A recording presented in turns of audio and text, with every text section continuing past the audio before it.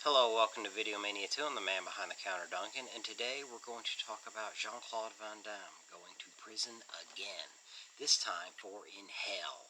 The movie also stars former NFL football player Lawrence Taylor. This time, Van Damme, he collaborates with director Ringo Lam again. They started with Maximum Risk, which I think is an amazing movie. They also collaborated on Replicant, and then this was their final collaboration together. So they were together 3 times. And when I first saw it, I'm like, Van Damme's going to prison again. I guess he's just going to rehash old ideas, obviously with Death Warrant. But he didn't. He goes in a very different direction for him, and it's a very different character, and it's a very different story. So it's very different. It's not a rehash of Death Warrant at all. This time, Van Damme plays a guy named Kyle LeBlanc, and they don't say specifically, but I think he's some kind of supervisor for a blue-collar work, and he's working like a steel mill in Russia. And, he brings his wife with him, and she's not happy there, and they talk a little bit on the phone, so that gives you a little bit of a feel for what's going on. So he's like, okay, honey, I know this has been tough for you, but the job will be over soon. We'll go back to Louisiana. And then a home invasion happens, and she's murdered.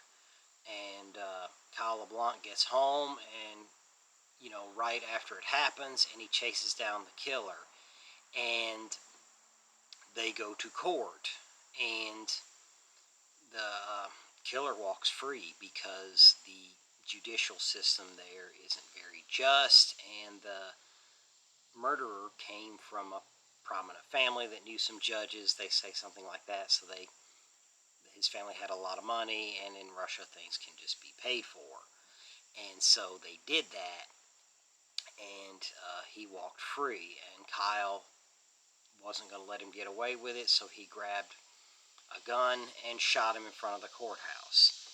And for doing that, he was sentenced to prison in Russia with no chance of parole. So now he's going from a steel mill supervisor that lost his wife to now he's going to hell. He's going to a Russian prison, and it's a really bad one. And so he goes in there, and it's awful, as you would expect. And the guards are brutal, all the inmates are brutal. He has nothing at all. And even the guard takes away his wedding band from him, and he had a little picture of his wife, and they took that from him. He loses his humanity, and that's more what this movie is about. Like, he first gets in there, and he scraps with some other inmates. They try to pick on him, but he fights back. But he can only do so much, and he befriends a couple people in there, and he's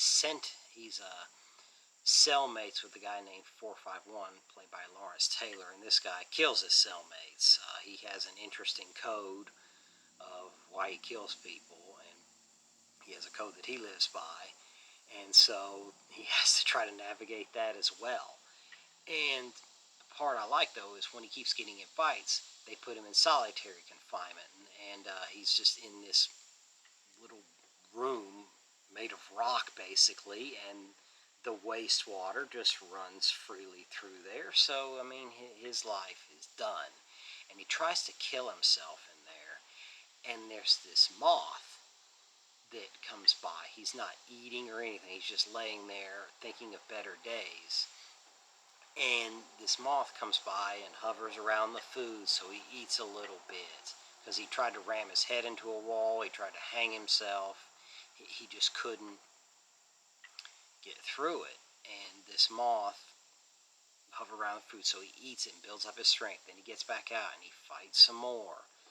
And as he begins to lose it more and realizes his condition, his brother-in-law comes to visit him and said, like, hey, I'm talking to the American Embassy. We're going to try to get you out, see what we can do, and work something out.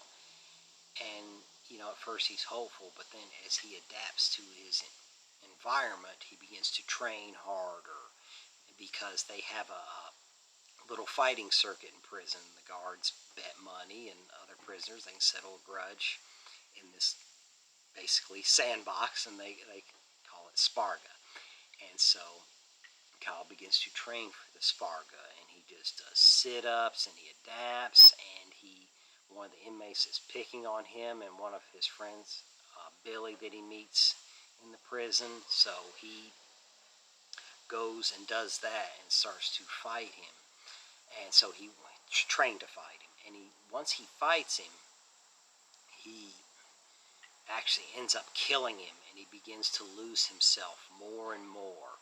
But the guards give him better conditions now. He has some money, he has some sway, people leave him alone, so he's adapting. His brother-in-law visits him again, and he's like, hey, I think we have a way to get you out of here. I'm talking to the embassy then.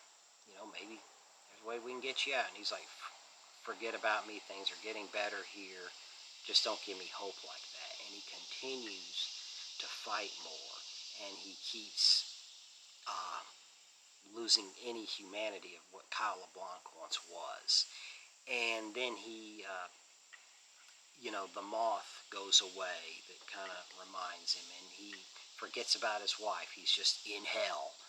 And he adapted himself to that environment, but he lost himself. And so this is a journey, and Van Damme conveys this so well. He's not this guy who goes around kicking ass. He was just a contractor, and he adapted to his environment.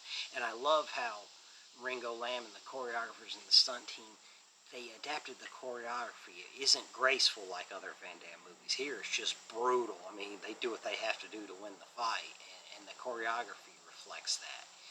And Van Damme does a great job of being like a blue-collar husband to a guy that loses everything, then loses himself, and then regains it. That takes a good bit of range, actually, and Van Damme does real. And I love the symbolism of the moth, which kind of represents his wife, hovering around the food, saying, hey, live. And he eventually,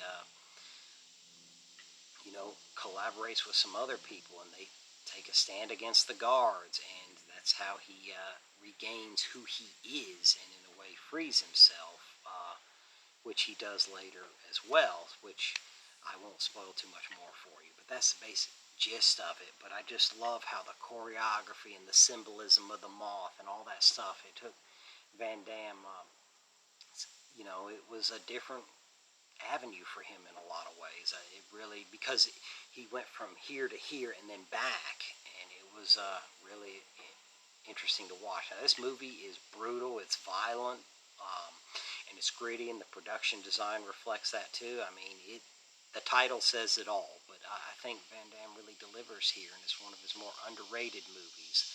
I wasn't that wild about it at first, but then after it grew on me after a while, after I understood the symbolism and what they were going for, because it's a little bit different. But anyway, I ended up liking it a lot. So if you like movies like In Hell and other action movies, give Video Mania 2 a like and subscribe. I'm sorry I went on a little too long, but let me know in the comments what you think of In Hell. Do you think it's one of Van Damme's better performances? Any of those things.